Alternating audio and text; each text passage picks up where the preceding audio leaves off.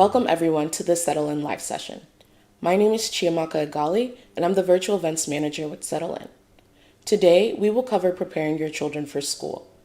Please remember when commenting during this live session not to share personal or confidential information as we are public-facing.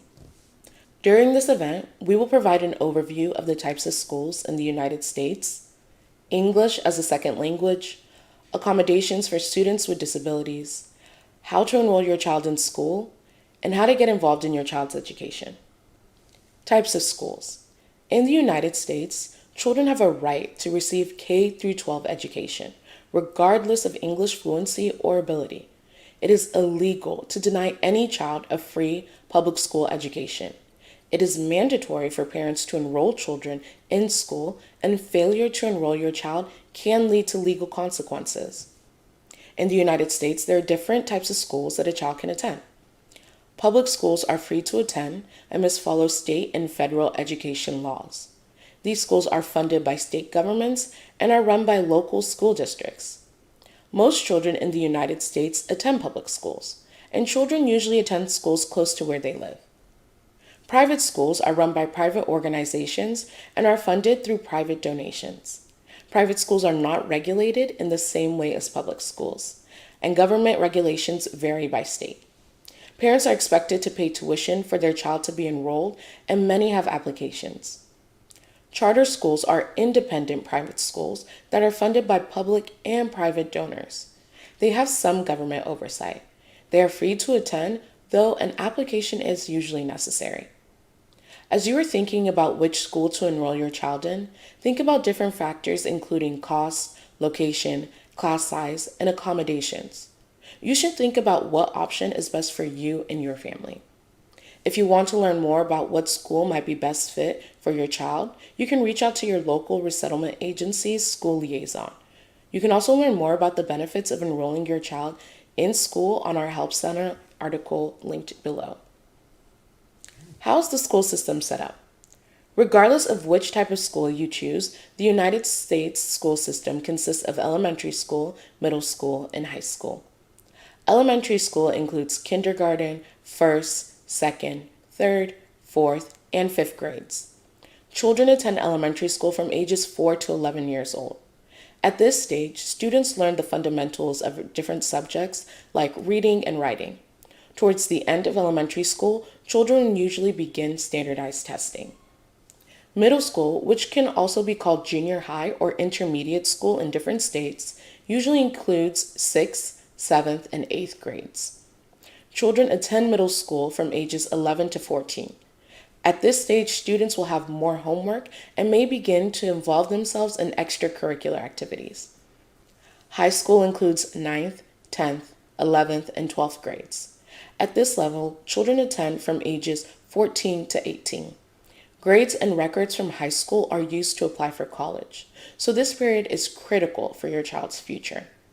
Some high schools may offer students the option to take dual college courses or enroll in special courses for future career tracks. As your child gets older, they will receive more homework. They will also receive report cards that will let you know their grades in each class. Most schools in the U.S. follow the A through F system, where A is the best grade and F is a failed grade. If your child's school has a different grading system, you can set up time with a counselor or liaison to explain it to you. What if my child does not speak English? Many schools have English as a second language or ESL programs for children who need extra help in learning English. ESL programs happen at the same time as regular school hours. Depending on how much English your child knows, ESL may just be an hour-long class per day or several hours per day. What if my child has a special need? Sometimes people have disabilities that make learning more difficult. If your child has a documented disability, they may qualify for education plans like an Individualized Education Plan or IEP or 504 plans, which provide accommodations from kindergarten through age 21. Getting help and support through these plans is important because they provide access to personalized support and services, which makes sure that your child with disabilities can succeed in school. Individualized education plans, or IEPs, and 504 plans support students with different disabilities, including but not limited to learning disabilities, ADHD, physical disabilities, and emotional or behavioral disorders. Both plans offer different accommodations, and you should think about which plan is best for your child. If your child has a disability, it's important for you to ask for help and work with teachers to make sure your child is supported at school. To qualify for these plans, your child must have a documented disability. You can receive documentation by visiting a doctor, psychologist, or other expert who understands your child and what they may be struggling with. Let's cover some of the differences between an IEP and a 504 plan. A 504 plan is for students who need accommodation in a classroom setting. This could include extra time to finish assignments, using special tools to help with learning, or being assigned a specific chair in class. This plan is created by teachers, parents, and sometimes doctors or other experts who understand how a child learns best. An IEP plan is for children who need more support in their learning. These plans may include extra help from a dedicated teacher, different ways of teaching, or special classes designed to meet your child's needs. IEP plans are created by teachers, parents, psychologists, or other experts who know your child well. Both IEP and 504 plans provide special accommodations to make sure your child succeeds in school. These plans support your child and make sure they have a fair chance to learn and grow. How do I enroll my child into school? The enrollment or registration process can vary widely by state and may happen at the school or district office.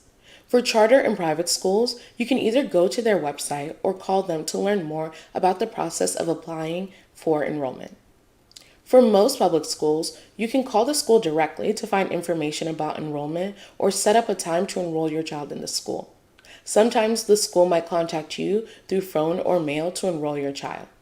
Most schools enroll children at the start of the school year, which is usually between August and September. The enrollment process will include providing proof of identity, usually through a birth certificate or passport, proof of up-to-date vaccinations or exemptions, and proof of residency within the school zone, such as your utility bills. Public school attendance is usually based on where you live, so your child will likely attend the public school nearest to your home. For more on enrolling your child in school, check out this Settle In Help Center article linked below. Enrollment varies by state. Each state has different laws about enrollment. Some states allow parents to enroll their child in any public school, even if it isn't close to where you live. States also have vaccine requirements to enroll in public school. As your child gets older, your child may need different vaccines. It is important to keep a record for each child and to make sure that your children are up to date on their vaccinations. For more on childhood vaccination requirements for students in the United States, please check out this Settle In Help Center article linked below.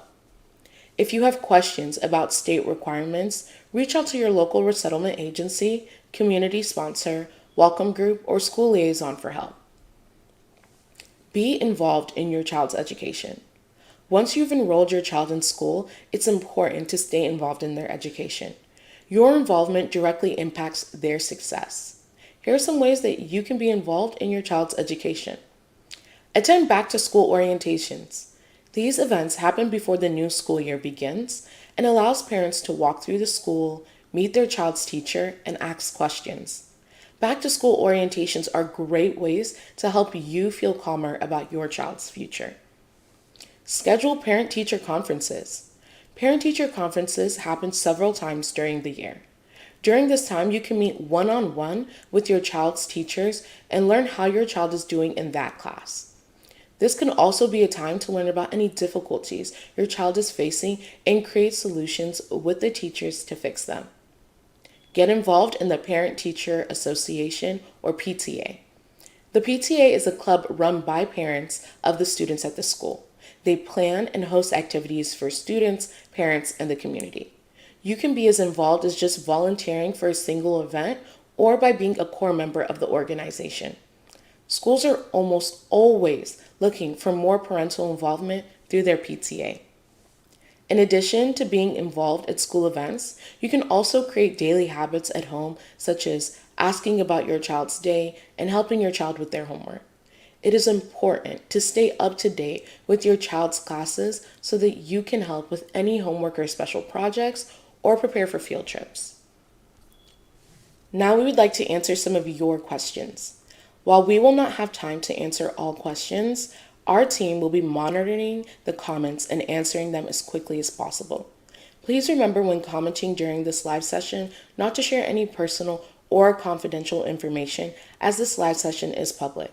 You may continue to send us direct messages with any sensitive questions. Why this event now? In the United States, most schools start between August to mid-September. While your child may have already begun school, other children are still waiting for the school year to begin. This live event provides information for those who have not yet enrolled in school. Can I register my child in a lower grade because they are behind? If you think your child should be in a lower grade, reach out to the school counselor to ask them to test your child. Most schools will assess newcomer children to see where they are academically. If your child continues to have difficulties, you can have them tested for any learning disabilities or placed in an ESL class. You can also set aside time to help your child with homework and ask them about where they are having difficulties. Can my child register if they don't have an ID card? While each state has different enrollment requirements, your child does not have to be a U.S. citizen to enroll in any public school in America. You will need to provide proof of their identity, but this can be done by providing a copy of their birth certificate or passport from any country. You will also need to provide proof of up-to-date vaccinations or exemptions and proof of your residency, which can be done through your utility bills.